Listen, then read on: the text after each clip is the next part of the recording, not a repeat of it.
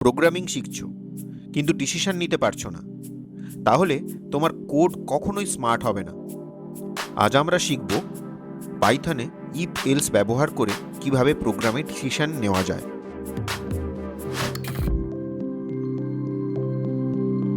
আজকের আমরা পাইথনের if else শিখব what is decision in Python, what is if and what is else. এবার তাহলে আমরা একটি রিয়েল লাইফ এক্সাম্পল দেখি। যেমন ধরো, আকাশে প্রচুর মেঘ করেছে, বৃষ্টি আসবে। ঠিক আছে, যদি বৃষ্টি হয় তাহলে তুমি ছাতা নেবে, আর যদি বৃষ্টি না হয় তাহলে তুমি ছাতা নেবে না। অর্থাৎ একটি কন্ডিশনের উপর বেস করে তুমি ডিসিশন নিচ্ছ। প্রোগ্রামিংয়েও ঠিক এই একই কনসেপ্ট ইউজ করা হয় এবং সেটা আমরা করি ইফ এলসের মধ্যে দিয়ে। তাহলে এখন আমরা শিখব কি করে আমরা ইফ সিনট্যাক্সটি পাইথনে লিখি। কিভাবে আমরা লিখি? সিনট্যাক্স হয় ঠিক এই রকম। প্রথমে ইফ, অর্থাৎ এবার আমাদের কন্ডিশন চেকিং শুরু হলো। ইফ কন্ডিশন চেক যদি ট্রু হয় তাহলে আমার প্রিন্ট করব ট্রু। ওকে, এইটি আমার ইফের পার্ট। ইফ পার্টে কি হবে? আমার কন্ডিশন চেক হবে। কন্ডিশন চেক হলে এখানে কন্ডিশন যদি ট্রু হয় তাহলে আমি ইফ পার্টের মধ্যে ঢুকবো। ওকে, চলো এখন একটি সিম্পল বেসিক এক্সাম্পল দেখা যাক।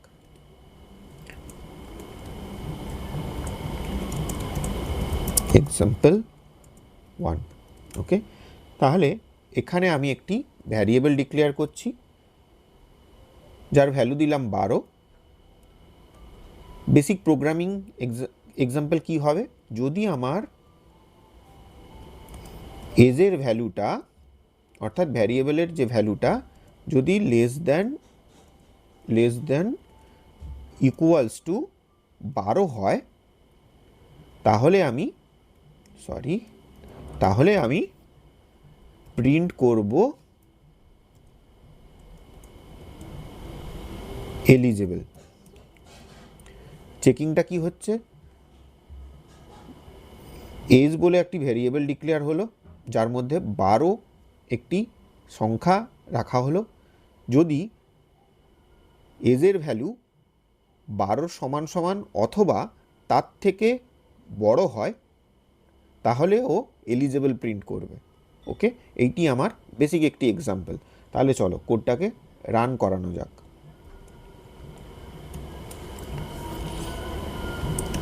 রাইট ক্লিক,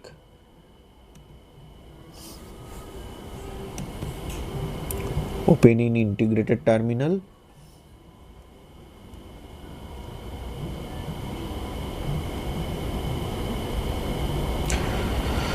লিখতে হবে Python keyword if concept dot PY file name, enter. Execute করলো, কি দেখালো? এলিজেবল। ওকে, ঠিক এটি আমরা একবার রান করাবো ডিবাগ মোডে। Start debugging.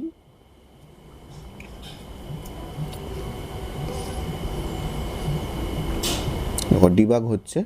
ডিবাগ করার অর্থ হচ্ছে আমরা কোডের মধ্যে যদি কোনো ভুল হয় বা কোডের কীভাবে ওয়ার্কফ্লোটা চলছে সেইটিকে দেখি। ওকে, তাহলে আমার ডিবাগ পয়েন্টার আমি এখানে দিয়েছি, ব্রেক পয়েন্ট। এখানে এসে আমার কোডটি আপাতত দাঁড়িয়ে আছে। তা এইবার আমি কি করব? স্টেপ ইনটু করব কোডের ভেতরটায় ঢোকার জন্য। ওকে, তাহলে আমার এখন দেখো ইফের ভ্যালুটা কত নিয়েছে, এজের ভ্যালুটা কত নিয়েছে? 12। ওকে, তাহলে আমার এজ বলে যে ভ্যারিয়েবলটা আছে তার সঙ্গে সমান সমান হচ্ছে, তাহলে ও কি করবে?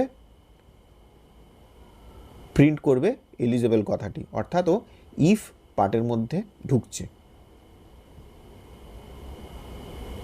এলিজেবল প্রিন্ট হলো। ওকে, এটি ইফ পার্ট। আমরা নেক্সট এলস পার্টের ভিতরে ঢুকবো। তাহলে চলো এইবার আমরা আমাদের কোডে এলস পার্টটিকে ইন্ট্রোডিউস করি। ওকে, তাহলে আমাদের অলরেডি আমরা ইফ কন্ডিশনটা শিখেছি। কি করে? ইফ কন্ডিশন চেক করে, যদি ইফ কন্ডিশন চেক হয়, যদি কন্ডিশন সাকসেসফুল হয় তাহলে ও প্রিন্ট করে ট্রু, অর্থাৎ ট্রু সিনট্যাক্সের মধ্যে ঢোকে। নাও এলসের সিনট্যাক্স কি হবে? আমরা এখানে শুধু এলস পার্টটিকে ইন্ট্রোডিউস করব। এলস এলস কোন পার্ট এক্সিকিউট করে? এলস প্রিন্ট এক্সিকিউট করে সবসময় ফলস পার্টটিকে, অর্থাৎ কন্ডিশন যখন স্যাটিসফাই হয় না সেই ক্ষেত্রেই একমাত্র এলস পার্ট এক্সিকিউট হয়। একটি এক্সাম্পল সহ আমরা এবার এটিকে রান করার চেষ্টা করি।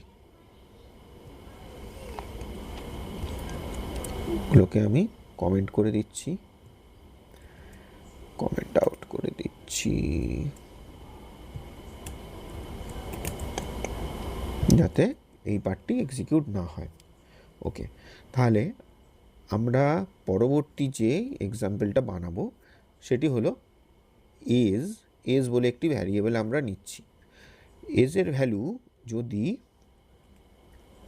18 সমান সমান অথবা 18 বেশি হয় তাহলে আমরা প্রিন্ট করব কি প্রিন্ট করব? অ্যাডাল্ট।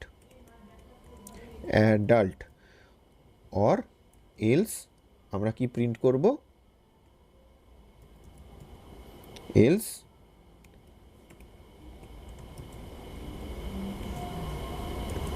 ফলস পার্টের মধ্যে ঢুকবে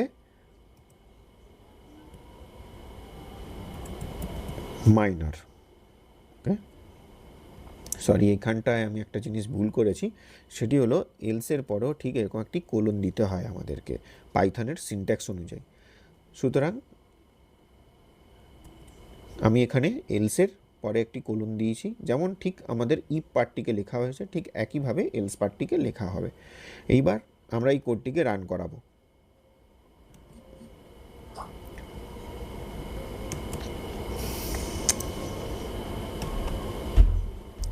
পেনিন ইন্টিগ্রেটেড টার্মিনাল। তাহলে অলরেডি আমাদের এই প্রোগ্রামটা কি বুঝতে পারছি আমরা এজ দিচ্ছি কত? 12। ওকে, এবং সেখানে আমরা কন্ডিশনটা কি চেক করছি যে 12 বলে যে সংখ্যাটি সেটি কি 18 সমান সমান বা 18 থেকে বড়? অলরেডি না, কন্ডিশন স্যাটিসফাই হচ্ছে না, অর্থাৎ কন্ডিশন স্যাটিসফাই করছে না। তাহলে আমার এলস পার্টের ভিতরের কোডটিকে এক্সিকিউট করবে। যদি এখানে এবার পাইথন ফাইলটিকে কল করি, if concept dot PY enter, ঠিক আছে, মাইনর প্রিন্ট করলো। আচ্ছা, এইখানে আমি যদি 21 দিই তাহলে কি হবে? অ্যাডাল্ট, অর্থাৎ আমার উপরের কন্ডিশনটি স্যাটিসফাই করছে। চলো এবার আমরা একটা রিয়েল এক্সাম্পলের উপরে কাজ করি। তার জন্য আমরা একটি ফাইল বানিয়ে নিই। আমরা কি চেক করব বলছি, আমরা একটি রিয়েল লাইফ এক্সাম্পল নেব। ওকে, পাইথনের একটা নাম দিলাম, সে even odd checking dot py. Okay, চলো আমরা এখানে কি চেক করব? একটি নাম্বার, ইউজার ইনপুট নাম্বার দেব, সেটি চেক করব ইভেন কি অড। ওকে, আমি এখানে একটি ভ্যারিয়েবল ডিক্লেয়ার করছি। ধরা যাক ভ্যারিয়েবলটি নাম NUM, নাম্বার বলে নাম বলে একটি ভ্যারিয়েবল ডিক্লেয়ার করছি। সেখানে আমি কি করছি? ইউজার ইনপুট নিচ্ছি। তাহলে ইনপুট নেওয়ার জন্য আমাকে ইনপুট মেথডটিকে লিখতে হবে ইনপুট এন্টার ইয়োর নাম্বার। ওকে, তাহলে আমরা অলরেডি শিখেছি পাইথন কখনো নাম্বার রিটার্ন করে না, ক্যারেক্টার রিটার্ন করে, অর্থাৎ স্ট্রিং রিটার্ন করে। আমাদের এটিকে ইন্টিজারে কনভার্ট করতে হবে। তাহলে আমি এটাকে ইন্টিজারে কনভার্ট করার জন্য INT মেথডটিকেও লিখলাম। ওকে, এইবার আমাদের কন্ডিশন চেকিং।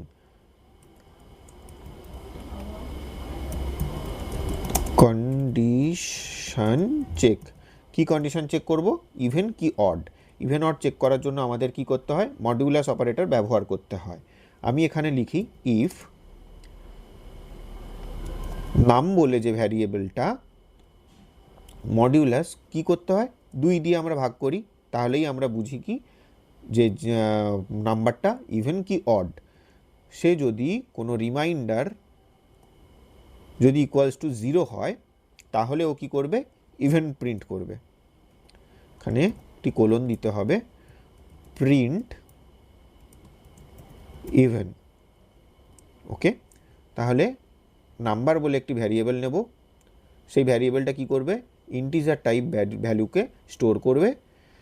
যখন এবার ইফ কন্ডিশন এক্সিকিউট হবে, যদি নাম্বার অর্থাৎ যেই ভ্যালুটা আমরা দিচ্ছি সেটি মডিউলো অপারেটর দিয়ে আমরা 2 দিয়ে ভাগ করি, সোজা কথায় আমরা 2 দিয়ে ভাগ করি।